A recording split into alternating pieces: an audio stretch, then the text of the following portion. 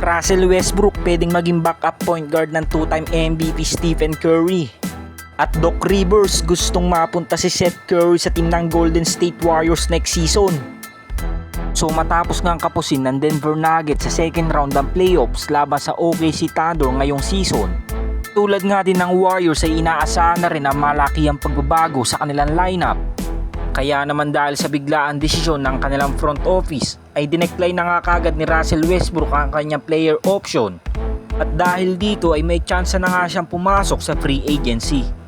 Gamat nag-a-average pa rin ng former MVP ng 13.3 points, 5 rebounds at 6.1 assists per game, dami pa nga din mga teams ang interesado sa veteran point guard dahil maaasahan pa rin naman ito pagdating sa scoring and playmaking.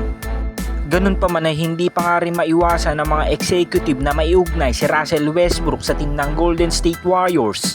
Also question nga nila na pwedeng maging backup point guard nga daw ito ng two-time MVP next season. Naniniwala nga din sila na kung nabigyan nga daw nila ng pagkakataon si CP3, di nga rin daw malayong bigyan din nila ng tsansa si Russell Westbrook.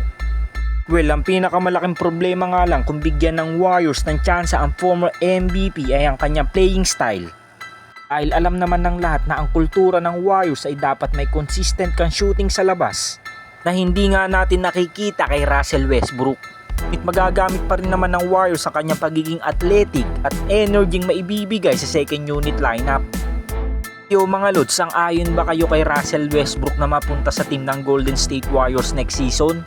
Comment down below lang mga Lods. Ayon naman sa naging pahayag ni Doc Rivers, perfect place nga daw ang Golden State Warriors sa kapatid ni Steph na si Seth Curry. Dahil alam naman nating nasasayang lang ang potensyal nito sa team ng Charlotte Hornets. Dahil noong nasa team pa nga ito ng Philly at Brooklyn Nets, halos nag-a-average nga ito ng 15 points per game. Ngunit sa pag-trade nga sa kanya papuntang Dallas at Charlotte Hornets, ito na nga bumaba ang kanyang points per game. Subalit hindi pa nga din nagbabago ang kanyang 3 points percentage dahil pumapalo pa nga din ito ng 45% sa 3-point area.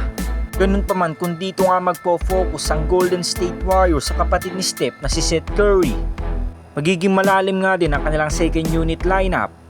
Parang may Stephen Curry ka nga din ito off the bench. Ngunit ang pinakamalaking problema nga lang sa kapatid ni Steph ay liability ito pagdating sa depensa. Kaya naman malaking sugal pa din ito sa Warriors front office kapag kinuha nila ito next season.